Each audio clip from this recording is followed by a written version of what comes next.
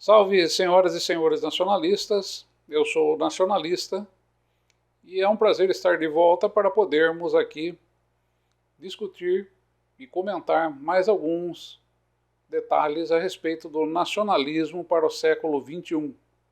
Sejam todos bem-vindos, é um prazer.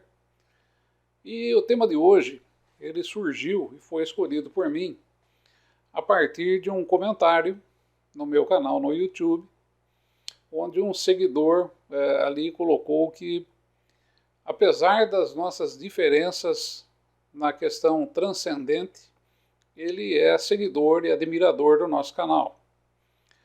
Inclusive, eu afirmei a ele que nós não temos diferenças na questão transcendente. E por que eu digo isso? E já vou deixando aqui um recado. Porque neste vídeo não estarei abordando questões relacionadas à crença individual de cada um de nós. Não estarei abordando questões transcendentais que estejam aí na crença de cada um de nós. Não estarei abordando aspectos de natureza psicológica, que está também em cada um de nós. Eu estarei aqui abordando instituições religiosas. Eu estarei aqui abordando instituições criadas por homens para fazer a tradução de Deus ou a intermediação de Deus e os homens. Religião, religare, significa religar, né? Então seriam essas instituições criadas por homens como sendo aquelas que intermediam a relação de Deus com os homens. Ponto. Estarei me fixando nessas instâncias. Muito bem. Se nós observarmos há milênios, todos os povos que foram aí e que tiveram aí governantes, né?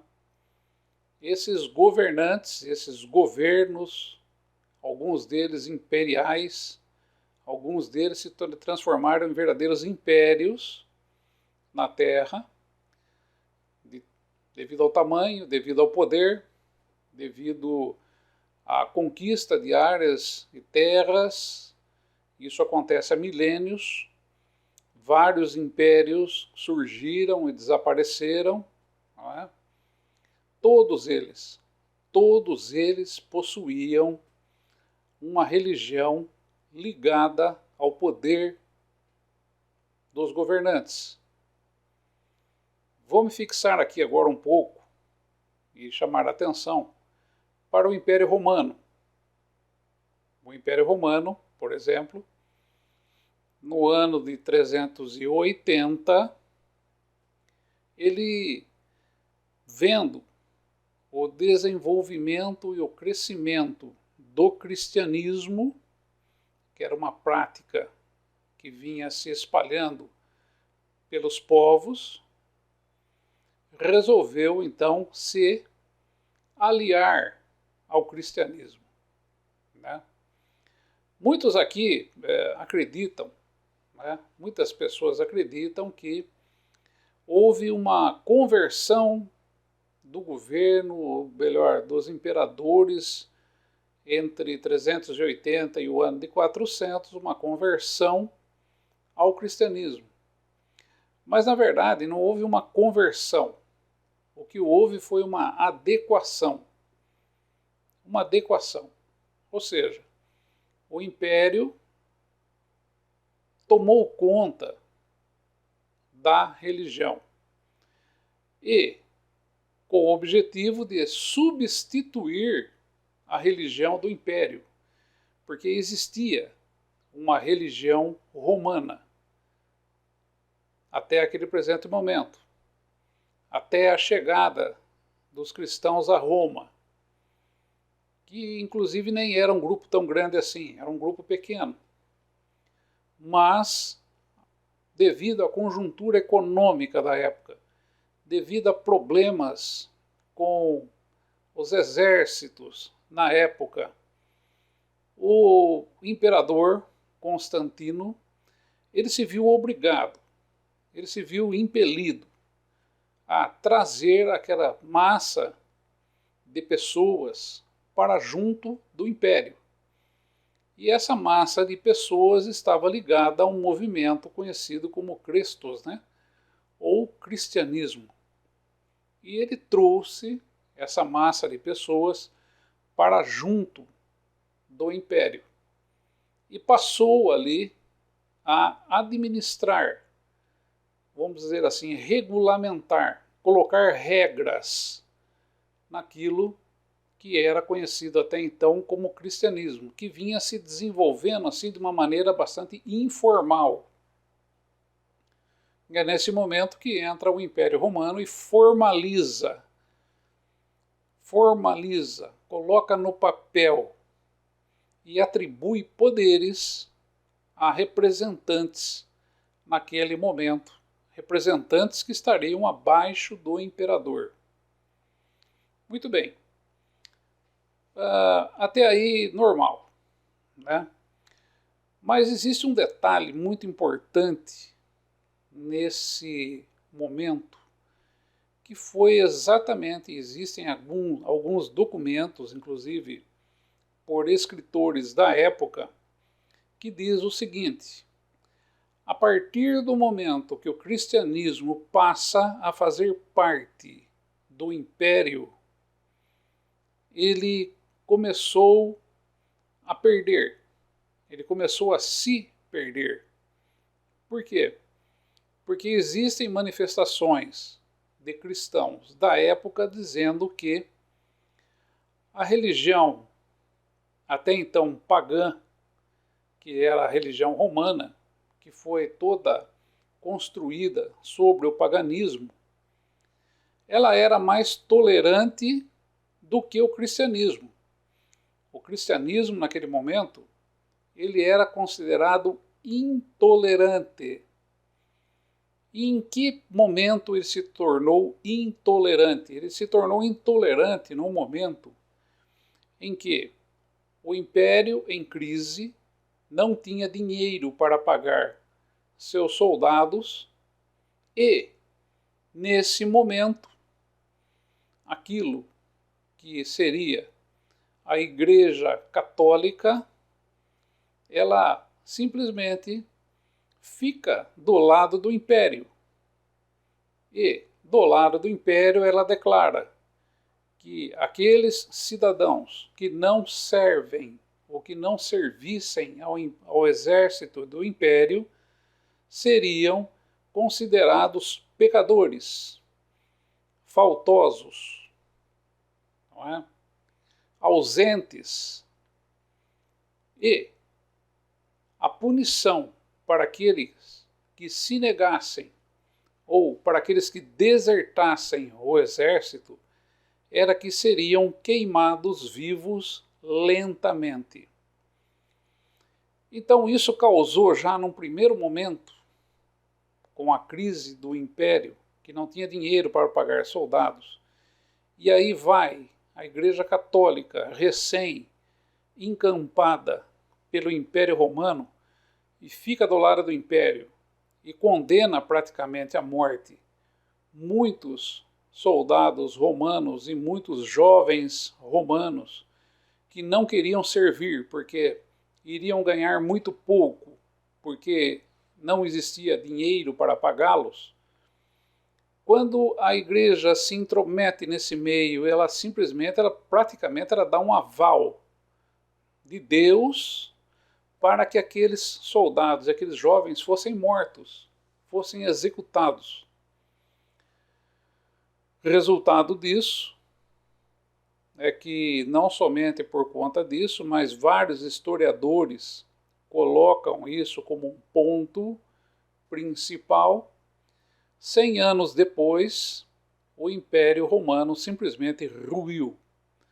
O Império Romano deixou de existir, porque aconteceu uma desorganização tão grande, causada por essa questão econômica e por esse alinhamento da Igreja ou do cristianismo ao Império Romano, que o Império Romano não teve como resistir. O Império do Ocidente, o Império Romano do Ocidente, não teve como resistir ao avanço dos bárbaros. Muito bem. Aqui é interessante notar, então, já no primeiro momento, já de saída, quando a Igreja Católica foi fundada por Constantino, esse alinhamento da religião com o poder político da época. Depois, aconteceu que os bárbaros invadiram, tomaram conta das propriedades do Império Romano Ocidental, e como a religião ela já estava dentro daqueles povos ali, já estava se disseminando com uma certa tranquilidade entre os povos que faziam parte do Império Romano Ocidental. Naquele momento, então, os invasores, sabedores disso, eles também tomam conta, eles também se colocam como a parte do poder sobre a religião católica já disseminada naquele momento. A religião cristã já disseminada naquele momento. Vou aqui abrir um pequeno parênteses com relação à declaração que existe de que a igreja seria intolerante.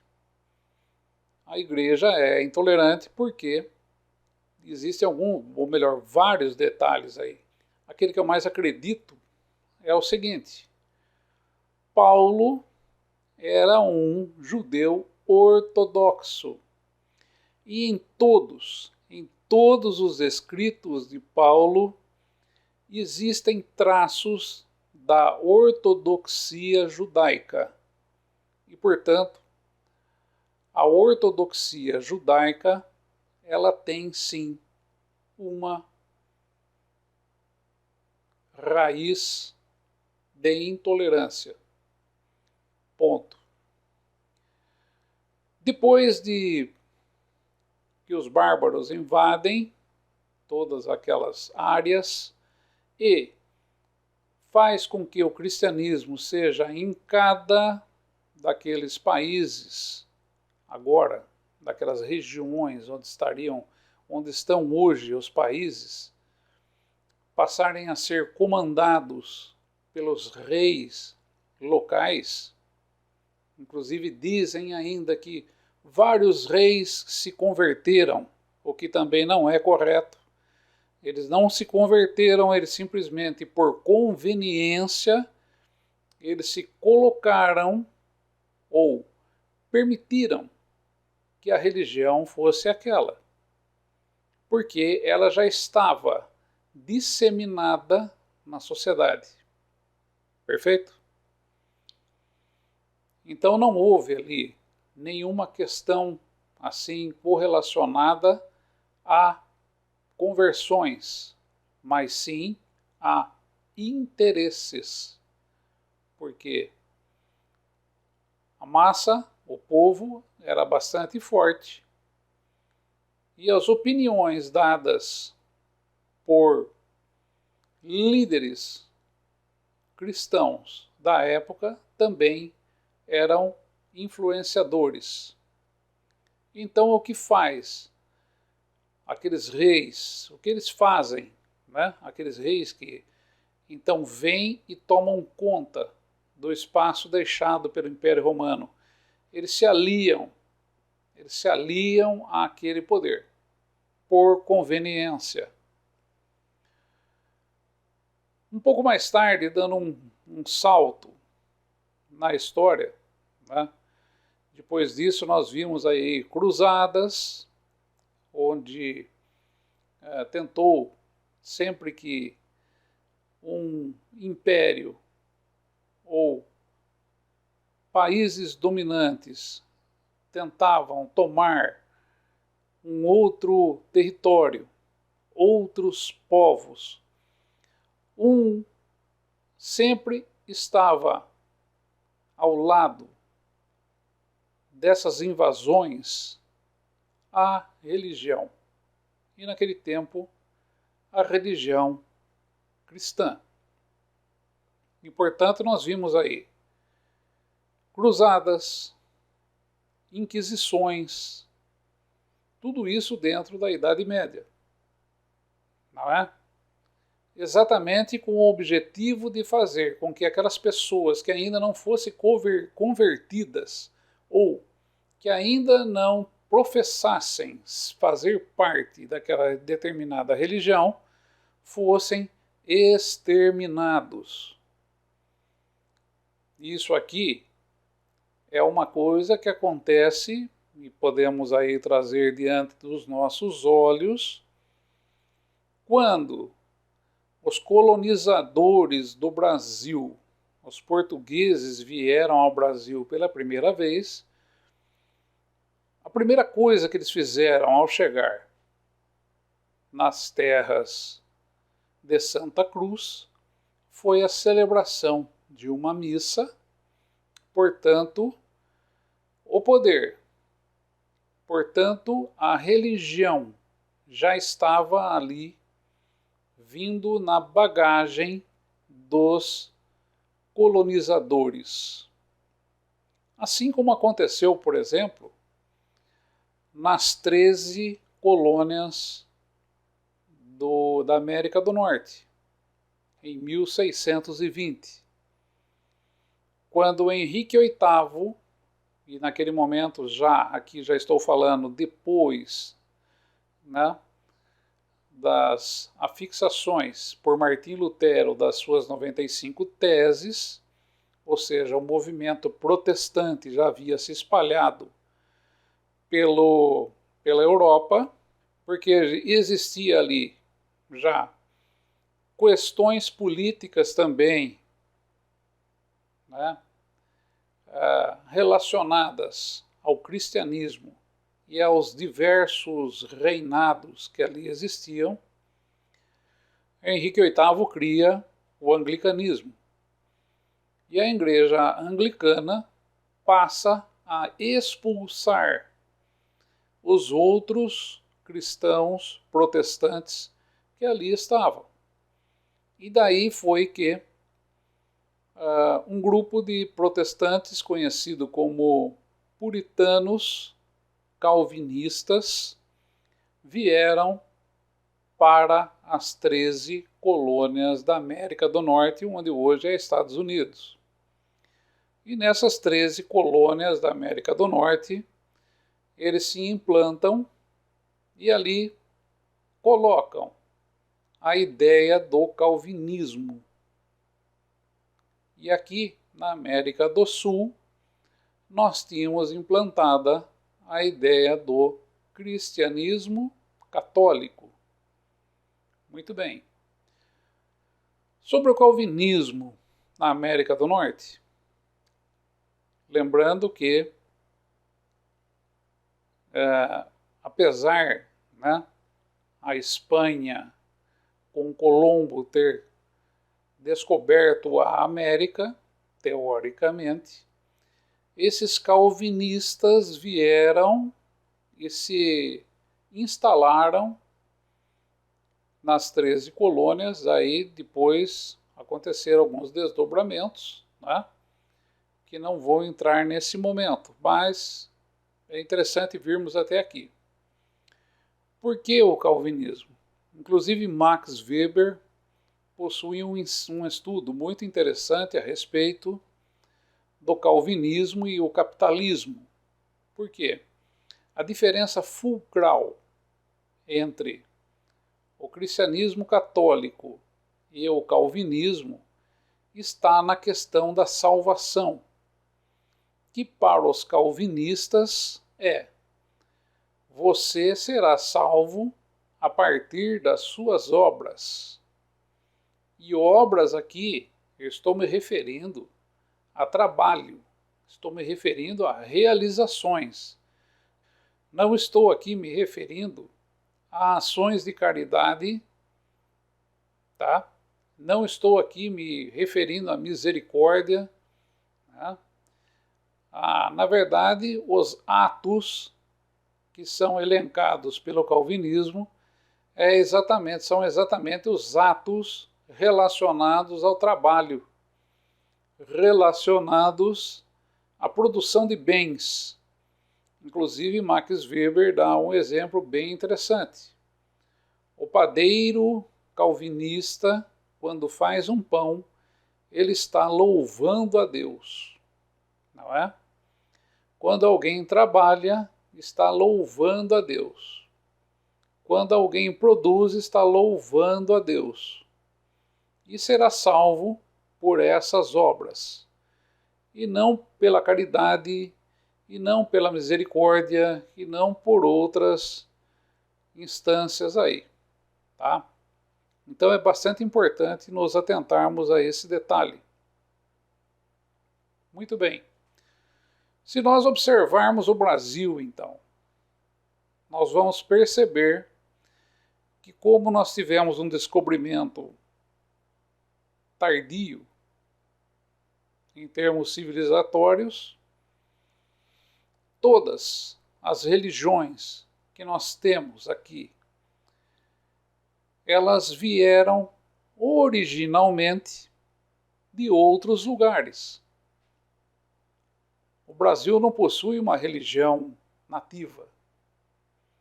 E a religião nativa que existia através dos índios, eles sofreram todo o processo de catequização por parte da Igreja Católica que veio para cá juntamente com os portugueses. Inclusive, muitos índios foram mortos, porque não aceitavam ser catequizados. Simples assim.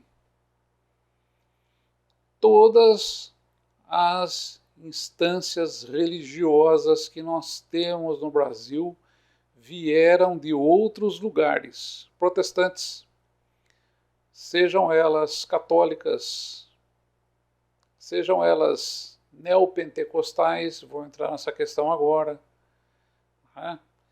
Tudo isso é importado, nada foi criado aqui, em termos de religião. Tudo veio de fora. Tudo era apêndice, fazia parte de impérios ou de reinados interessados em expansão territorial e econômica. E essas religiões sempre estiveram atreladas a esses impérios e reinados. Portanto, é bastante importante tomarmos consciência neste ponto. Ok? Muito bem. Ficamos aí todo esse tempo. Tá? A Igreja Católica no Brasil, ela sempre esteve aliada aos poderosos, sempre esteve aliada aos governantes, mesmo que de maneira subliminar, que você não tenha percebido. Mas o estado de melancolia, o estado de não revolta que nós vemos hoje na nossa sociedade, muito se deve exatamente a essa ação da Igreja Católica e do cristianismo dentro do povo brasileiro, que foi condicionado por um determinado discurso a se conformar com os erros cometidos por governantes e pelas injustiças cometidas por esses mesmos governantes. E esse tratado de não agressão, esse tratado de, em alguns momentos, inclusive, a Igreja explicitamente esteve com um discurso político, fez com que chegássemos à condição que nós temos hoje. E para complicar um pouco mais, nós tivemos aí, depois, no século XIX, a ascensão da indústria, da industrialização, das ciências, e a partir dali começou a haver um processo, uma pressão sobre a sociedade pela produção, pela superação de metas, pelo desenvolvimento forçado, pela financeirização do ser humano, pelo rentismo. Hoje, tudo é dinheiro. Hoje, tudo é tempo. Hoje, tudo são metas a serem batidas e serem superadas. E daí, na década de 60, criada nos Estados Unidos por um pastor chamado Farhan, veio para o Brasil o movimento neopentecostal, que é um cristianismo calvinista e aqui adequado ao liberalismo. Agora nós já temos aqui, né, o liberalismo, que é ligado ao Império do Norte, hoje, né, que é os Estados Unidos. E os Estados Unidos possuem ali a sua religião própria, assim como existia a religião no tempo do Império Romano. E a religião própria, neopentecostalismo, que serve como um colchão para amortecer as quedas e fazer com que o ser humano, o indivíduo, se transforme ou se coloque até próximo a uma máquina. Essa é uma questão psicológica bastante complicada que está acontecendo. Nós temos uma verdadeira crise mundial de ansiedade e, ao mesmo tempo, depressão. Os ansiosos, correndo atrás de resultados, eles são ali impelidos a superar metas, a correr atrás, né, conforme a gente diz aqui, de uma maneira muito cruel. Essa seria a palavra correta. De uma maneira cruel, o ser humano hoje ele é impelido, ele é empurrado a bater metas e a produzir resultados, muitas vezes fora do alcance daquelas pessoas. E além do que, hoje existe aquela transformação e o liberalismo coloca as pessoas como sendo empresários de si próprios. E tem aí no meio uma mensagem que se você fracassar, se você não atingir as metas, você é um perdedor. E isso porque dentro do calvinismo existe um amparo, que é: louve a Deus e seja salvo através dos seus atos. Portanto, o padeiro de Max Weber, que eu citei há pouco, que fazia um pãozinho e louvava a Deus, agora ele tem que fazer milhares de pãezinhos para poder louvar a Deus. E se ele não fizer, e se ele fracassar, ele não terá a vida eterna, não será salvo. E é claro que aqui nem vou entrar no mérito daqueles que são os escolhidos, que também estão dentro da religião cristã. Muitos aqui podem ter imaginado que eu pensei aqui agora no judaísmo, mas, conforme eu já disse, muito do judaísmo ortodoxo está dentro dos evangelhos de Jesus Cristo através de Paulo. O judaísmo ortodoxo está ali representado. E, portanto, é uma instância onde as religiões cristãs, sendo ela a católica ou as vertentes neopentecostais, conforme eu já citei, elas acabam trabalhando em favor do liberalismo, tanto mantendo o povo na melancolia, que não consegue sequer verbalizar o que está acontecendo, não consegue nem ao menos analisar a conjuntura que vive, como também da outra ponta do neopentecostalismo, que exige resultado do ser humano. E esse resultado será alcançado a partir do Espírito Santo, que irá prover uma série aí de dons para que a pessoa seja ou imbatível, ou infalível, ou vencedor.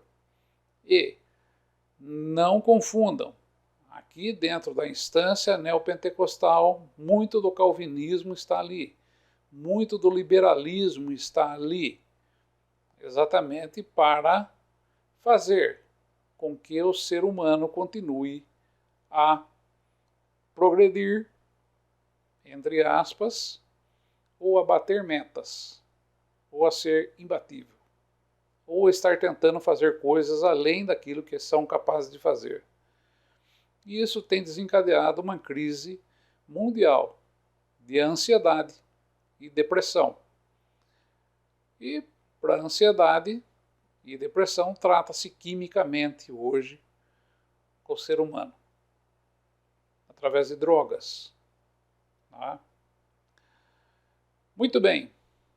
Então aqui eu vim dando uma série de detalhes de como as religiões foram se aliando aos governantes, aos impérios, aos reinados.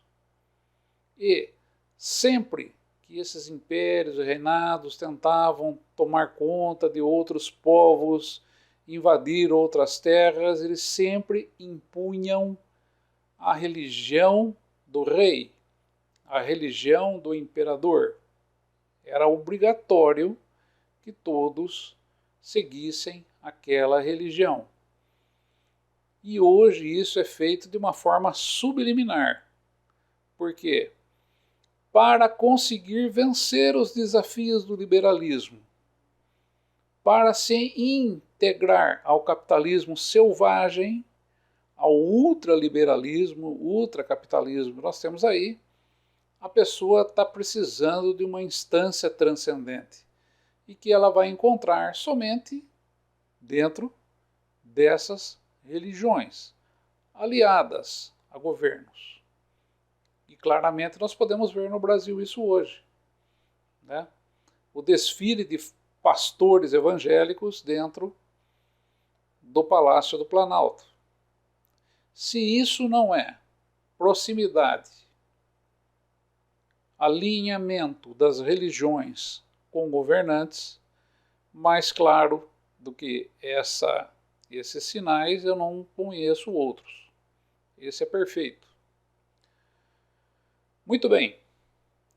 E qual a relação do nacionalismo, então, com essas religiões? Essas religiões elas devem ser extintas?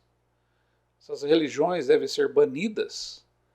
Essas religiões devem ser colocadas para fora? Não, de forma alguma.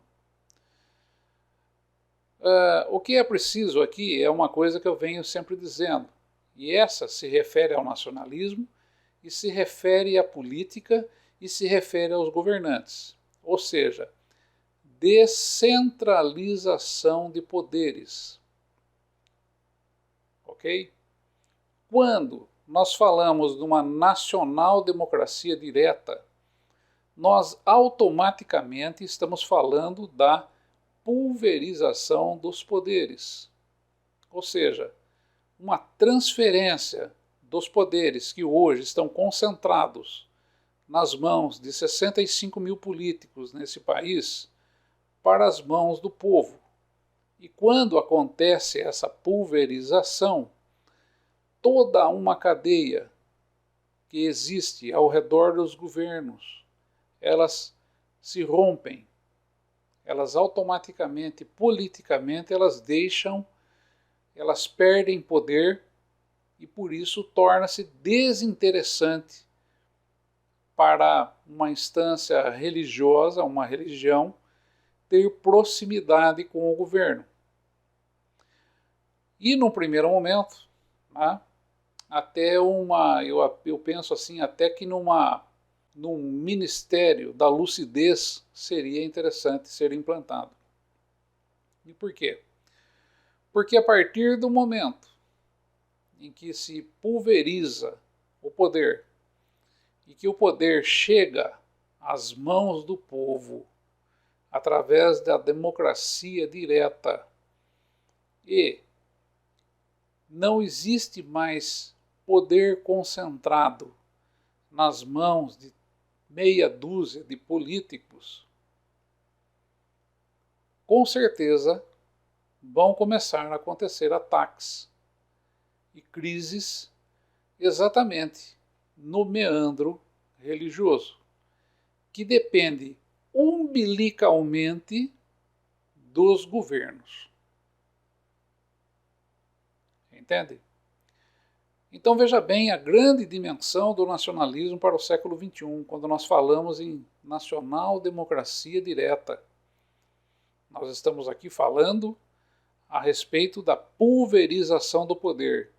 E quando esse poder é pulverizado, automaticamente o poder que interessa a outras instituições e outras instâncias, como por exemplo as religiões, elas então serão obrigadas a abandonar essa instância política governamental. E aí sim, se não perderem o rumo totalmente, se dedicarem a questões transcendentais e não somente em poder pelo poder. Eu espero ter mais ou menos assim exemplificado para vocês qual o meu ponto de vista a respeito da vizinhança, da ligação umbilical das religiões com os governos e os governantes. Porque os interesses estão aí. O liberalismo ele é calcado em interesses.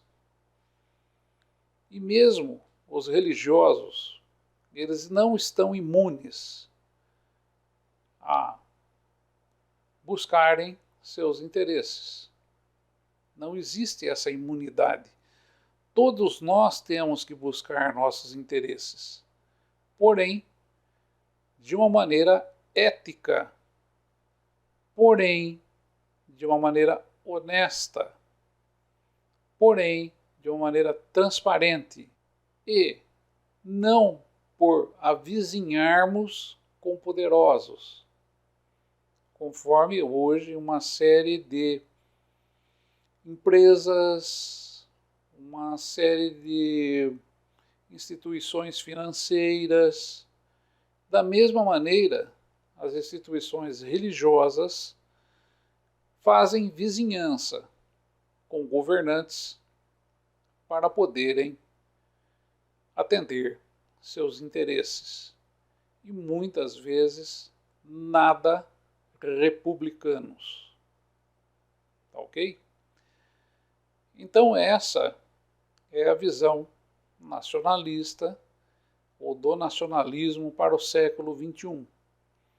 A partir do momento que se estabelece nacional-democracia direta e se pulveriza o poder concentrado, automaticamente as religiões, instâncias que sempre serviram, impérios e reinados colonizadores e colonizadores aqui são colocados no sentido de exploradores.